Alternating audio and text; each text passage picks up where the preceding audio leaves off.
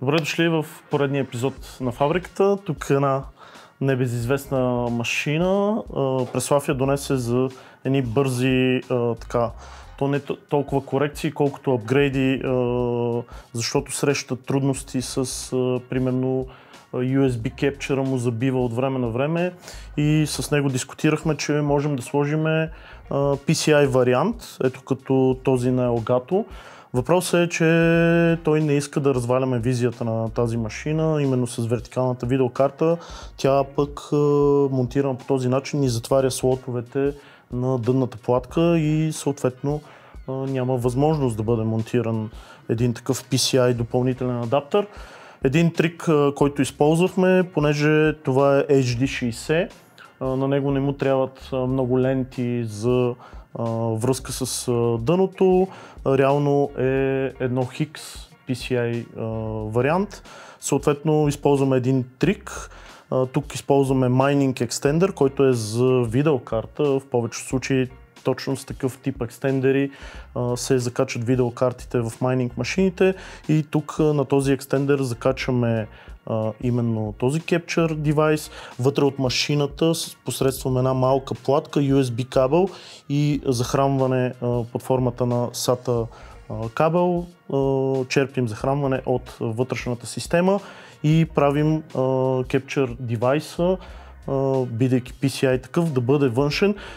Тео разпечата на 3D принтера една специална стойка, за да може да е стабилен. Тук остана да направим една външна кутийка, защото все пак тази Capture карта има част, която е гола и не е много безопасно на бюрото, макар и Преслав да не включва всеки път и изключва HDMI кабелите. Все пак е хубаво да я затвориме в някаква тип кутийка, все едно е външен хард диск или нещо от този род.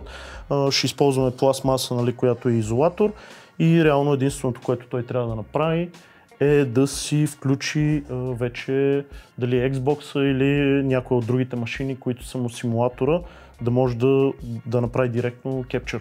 Та, един малък трик, който тук сме използвали за апгрейд, примерно има друг тип кабели. Както казах, това е едно Higgs PCI Extender. Когато става въпрос за по-мощни Capture девайси, тези, които изискват повече от едно X PCI, има друг тип кабели. Ето това е кабел, който е 16X, който също може да бъде вграден, като съответно има различни дължини и отново може човек да извади PCI девайс отвън на кутията, когато има особено вариант, нали, в който видеокартата, както при нас, не искаме да разваляме този тип монтаж в машината. Така че има няколко различни опции. Конкретният Capture девайс е напълно достатъчно да работи с един такъв Mining Extender. Остана единствено за Преслав да направим една по-грамотна кутийка, за да няма риск, когато включва и изключва кабелите, да пипне голия гръб на самата карта. Тук имаме нещо интересно и по-различно с Desktop BG. Сме партньори на Red Zone VR центровете, които може да посетите в София, Пловдив и Созопол. Те организират първия Sim Racing турнир, който вече така активно тече, като финалите са на 1 септември.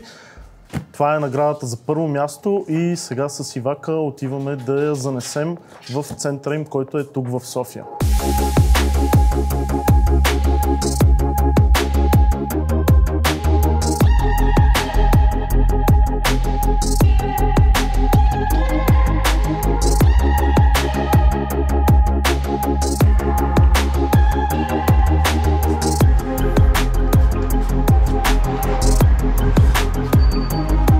Здравейте! Как сте? Добре, виж, носиме. Супер! Много яка награда. Наградата за първо място. Нашите фенове много ще им хареса на всички участници. Надяваме се. G29 е бил старта на много Sim Racing пилоти. Отлична машина за начало. Да. Елате да видите с какво разполагаме ние. Това са нашите симулатори, разполагат с най-високо ниво на оборудване, с волани, педали, скоростни лостове. Там може да видите и ръчните. Motion платформите. Има и един доста добър конкурент за първото място на турнира. Той доста добри времена дава и участва в всичките наши турнири. И може да видите как си пренася уменията, които е научил.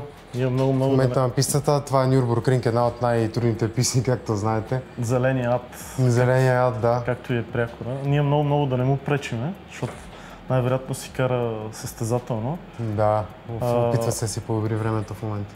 Тук имате в София... Да, това е нашата първа локация. Отворихме я преди 2 години и няколко месеца.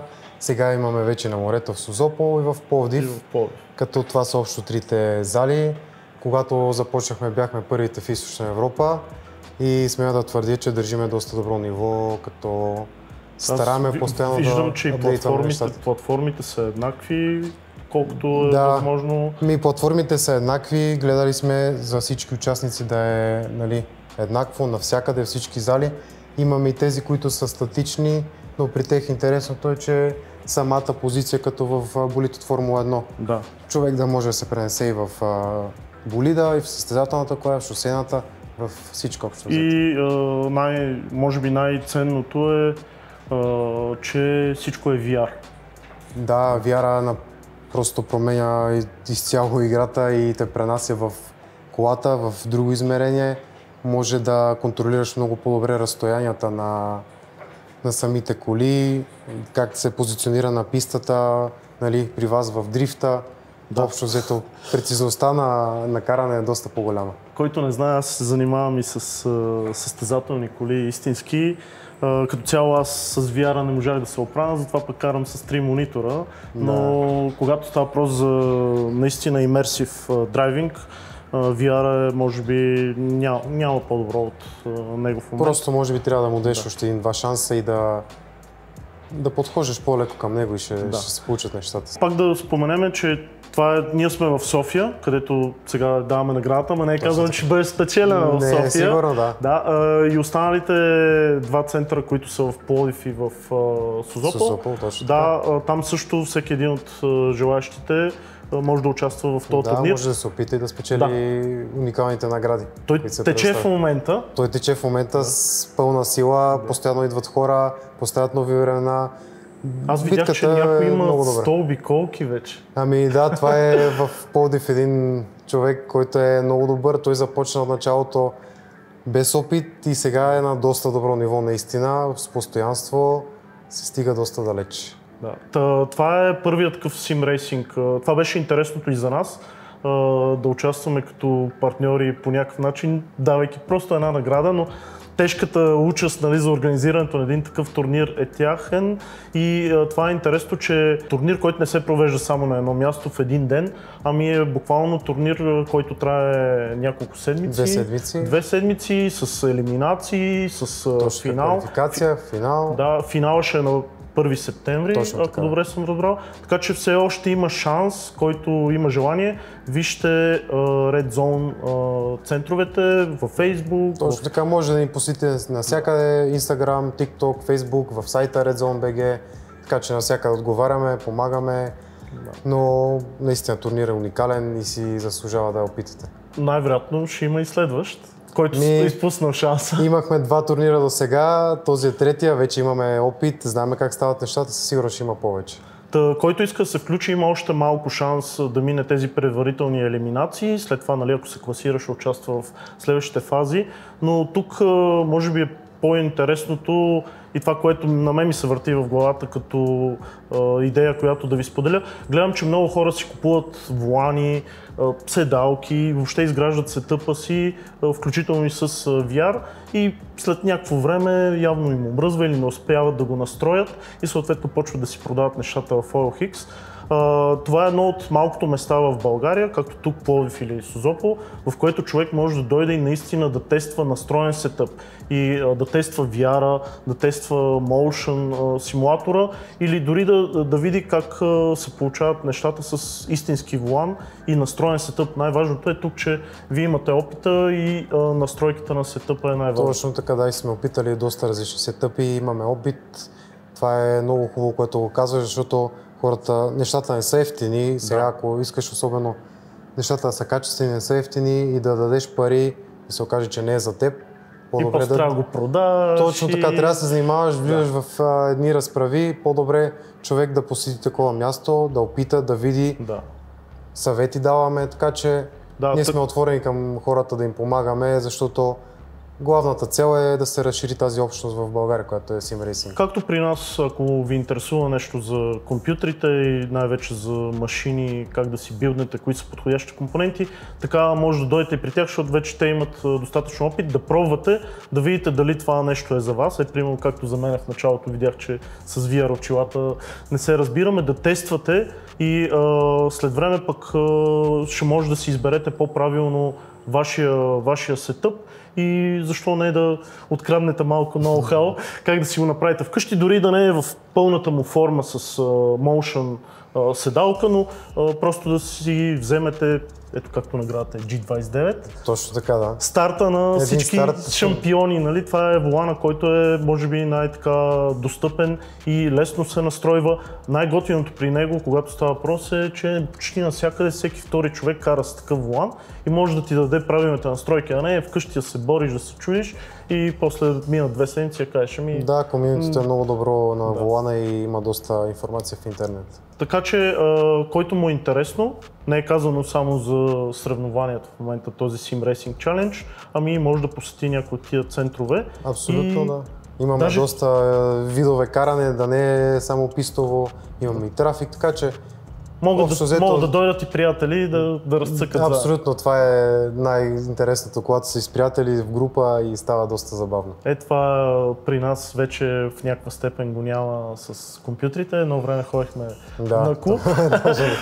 Малко изчезна това. Те наречените нощни и тук вие сте направили точно едно такова място, което малко връща тази носталгия в мене, че се събирахме с приятели на едно и също място. Много хора, между другото, точно това го казват, нали, забелязват, че точно като едно време, както бяха тези, събират се хората, забавляват се, разпускат, говорят си нови запознанства.